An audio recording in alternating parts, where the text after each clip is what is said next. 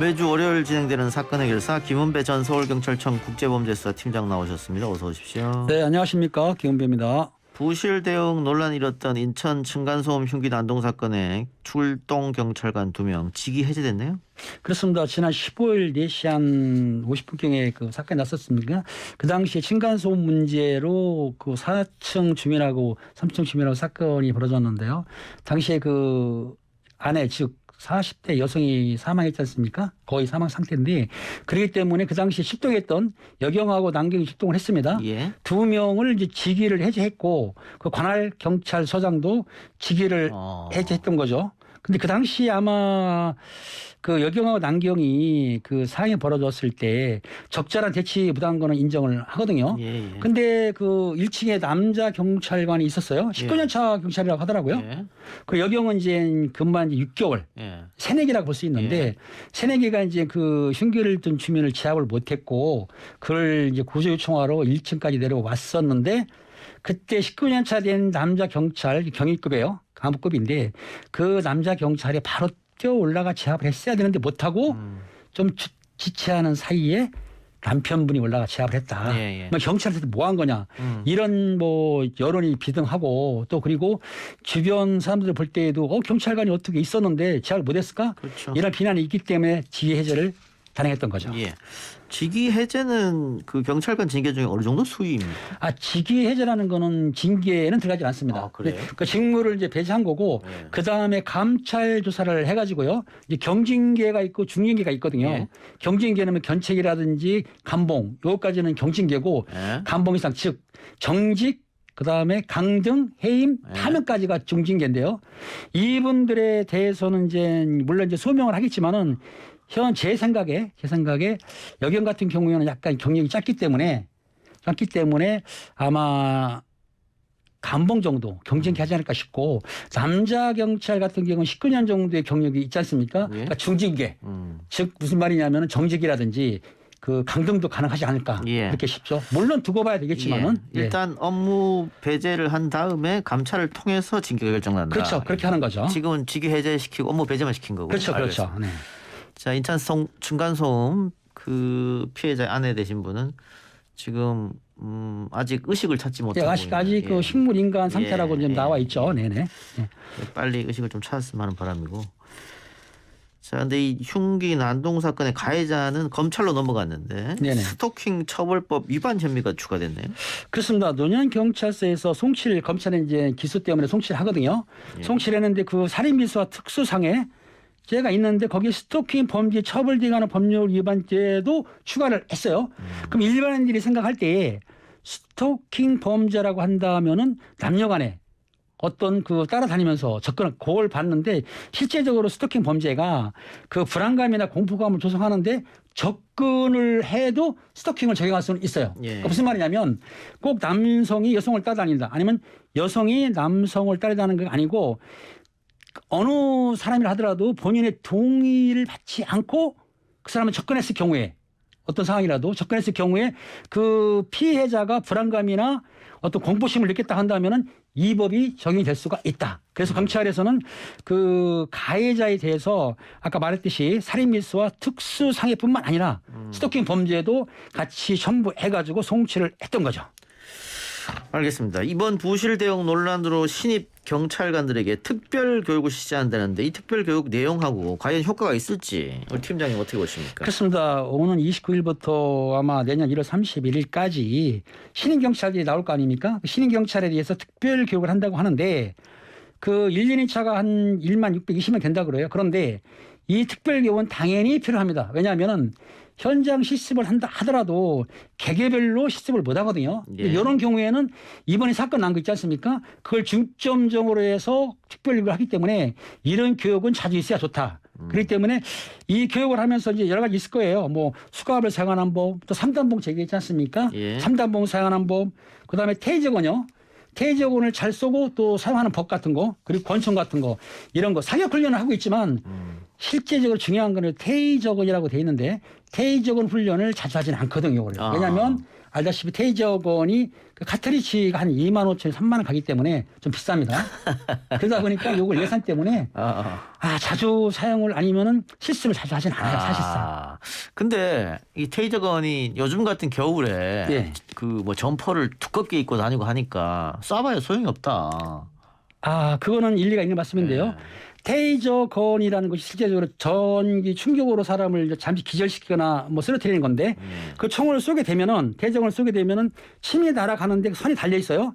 핀이 아주 길지 않거든요. 예. 그러니까 두꺼운 옷 같은 경우에는 핀이 두 개가 꽂혀야 되는데 꽂히질 않아요. 그러니까요. 그럼 겨울에 알다시피 예. 두꺼운 패딩 예.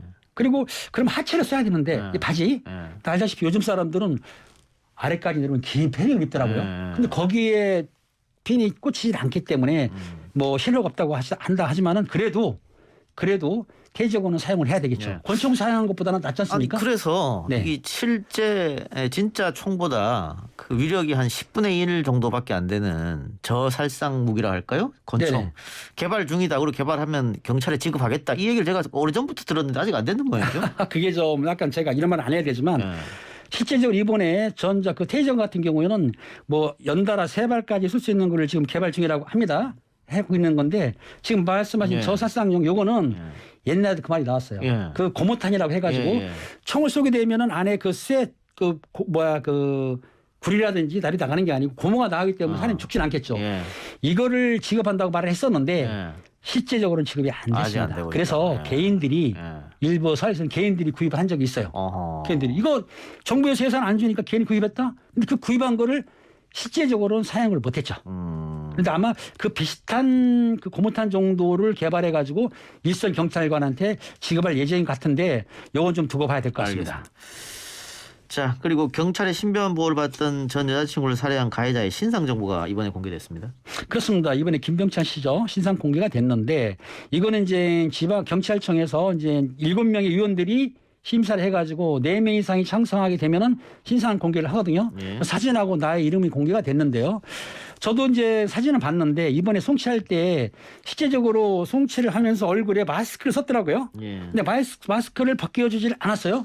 그렇다고 한다면 사진은 나왔는데 지금 사진이 아니기 때문에 실효가 어허. 있느냐는 말이 많은 거죠. 그렇죠. 공개는 예, 됐지만 예. 실제 그 언론이 나온 거 보니까 마스크를 썼지 않습니까? 왜 그랬을까요? 이거는 우리가 사진을 공개하지만 실제적으로 본인들이 머리로 뭐 여자 같은 거 가린다든지 아니면 마스크 쓴 거를 강제로 본인이 벗기지 않으면 강제로 벗기지는 못하거든요. 아하. 그런 맹점이 있는 거죠. 그러면 뭐 당연히 그런 의견이 나오네요. 이럴 거면은 뭐하러 신상 공개를 결정했냐. 마스크로 가릴 거면서. 뭐 근데 신상 공개를 결정할 때 사진은 나오지 않습니까? 예. 그러니까 사진하고 이름하고 나이 나오기 때문에 그 정도로서도 다행인 거죠. 사실은 따지고 보면은. 예, 알겠습니다. 자, 그리고 이 아파트 거실에 있는 월패드가 해킹이 돼서 경찰이 이제 수사에 나섰다. 월패드요? 예. 네네네.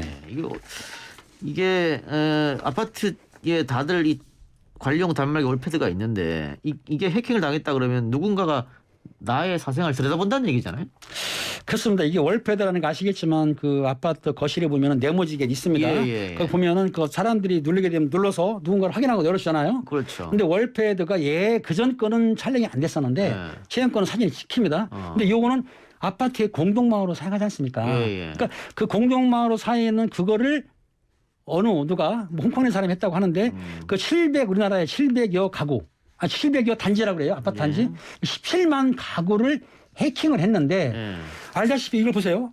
지금 그 웹패드에 촬영이 되고 있는데 내가 집에 혼자 있어요. 그럼 제가 옷을 벗을 수도 있고 그렇죠. 또 뭐 애들뿐만 아니라 어른 남자가 누구든지 좀 뭐랄까 애정행각도 할 수 있는데 그렇죠. 그런 모습을 다 찍힌 거를 해킹을 한 거예요. 그리고 나서는 해킹업자가 그 동영상을 판매한다고 했는데 0.1 비트코인 혹시 아십니까? 비트코인이 지금 한 7, 8천 가지 않습니까? 0.1이니까 700만 원도 되겠죠. 그 정도로 판매한다고 했는데 이제 다크웹이라고 하시지 않습니까? 자기들끼리 사용하는 앱에서 이걸 팔기 사고 했다는 거예요. 그러면은 실제적으로 아파트에 계신 분들이 이거 불안해서 그렇죠. 살 수가 없지 않습니까? 이런 문제가 발생했던 거예요, 이번에요. 그래서 경찰이 이제 수사를 해 보니까 일부 아파트 단지에서 해킹된 것을 체킹했던 것 같아요. 수사 중인 것 같습니다, 지금. 지금 수사 중이다. 네네. 아니 저도 그냥 그 집에서 샤워실에서 샤워하고 나올 때는 아무것도 안 입고 나와서 제 방 가서 옷 입고 뭐 그렇죠. 이러는데 다 그렇게 하죠. 이게 다 찍힐 거 아니에요, 그러면. 그렇죠. 아, 이 참. 그런데 이게 아까 말씀하신 것처럼 뭐 국내에 있는 사람도 아니고 네네.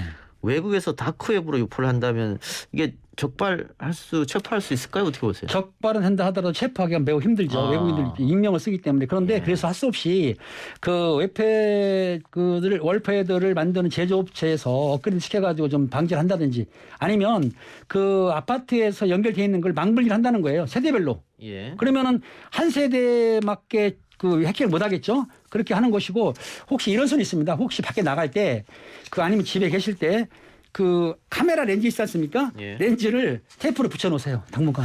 별 수 없습니다. 찍히니까요. 그 수밖에 없을 것 같기 때문에 앞으로 업그레이드 되지 않는 한 좀 가릴 수밖에 없기 때문에 테이프 그것도 투명 테이프면 안 돼요. 불투명 테이프로 붙여놓으셔야 됩니다. 그러면 지금은 뭐 이미 그 월패드가 다 아파트 전체를 하나의 망으로 해서 만들어졌기 때문에 그렇죠. 지금은 그렇죠. 지금 대책이 좀 뾰족하게 없고 지금 없고 망분리를 해야 되는 거죠. 세대별로. 그거 하고 그러니까 지금 할 수 있는 건 내가 말씀드린 대로 그 카메라 렌즈에다가 그 테이프를 붙여라. 그 수밖에 없습니다. 혹시 모르니까. 예. 네네. 지난번에는 또 국내에서 한번 이 드론을 이용해서 네. 아파트 그렇죠. 예, 찍은 그래서 그것도 한번 체포된 적이 있었는데 그렇죠. 네. 참 그 예를 들어 드론이 이렇게 떠가지고 네네. 베란다에서 찍은 거잖아요. 밖에서 그렇죠. 아파트 밖에서 그렇죠. 당연히 안쪽으로 그렇죠. 아파트 안쪽으로 상상도 못하는 일이지 않습니까? 그러니까 드론으로 찍는다는 거는 아파트 고층에 있는 분들, 예. 고층에 있는 분들은 생각을 못했죠. 왜냐하면 높은 고층에는 바라볼 사람이 없기 때문에 좀 자유롭게 행동을 했는데 그렇죠. 편하게 했는데 드론을 띄워서 찍는다? 상상 못했죠. 근데 예. 드론이 이제 떨어지는 바람에 번거가 됐기 때문에 사생활을 보호하기 위해서는 혹시라도 높은 고층이라 하더라도 커튼을 쳐셔야 되고 예. 이런 웹패드도 못 믿으니까 테이프 붙여야 예. 되고 본인들이 일단은 그런 걸 방지 예방을 힘써야 돼요. 된다. 그 또 하나 집안에 요즘에 집 안에서도 CCTV를 설치하는 분이 많이 계신데 있죠. 예, 거실이나 이런데 네네네. 아이들 방 혹시 아이들이 어떻게 노는지 뭐 이렇게 근데 그것도 해킹이 되니까 그래서 CCTV도 가능한 그 해킹하는 사람들이 예. 지금 모든 걸 할 수 있거든요. 보이스피싱 같은 경우에도 웹을 그렇게 스파이 앱이라고 하는데 예. 그런 거 보내버리면은 해킹이 가능해요. 그러니까 항상 조심을 하셔야 되죠.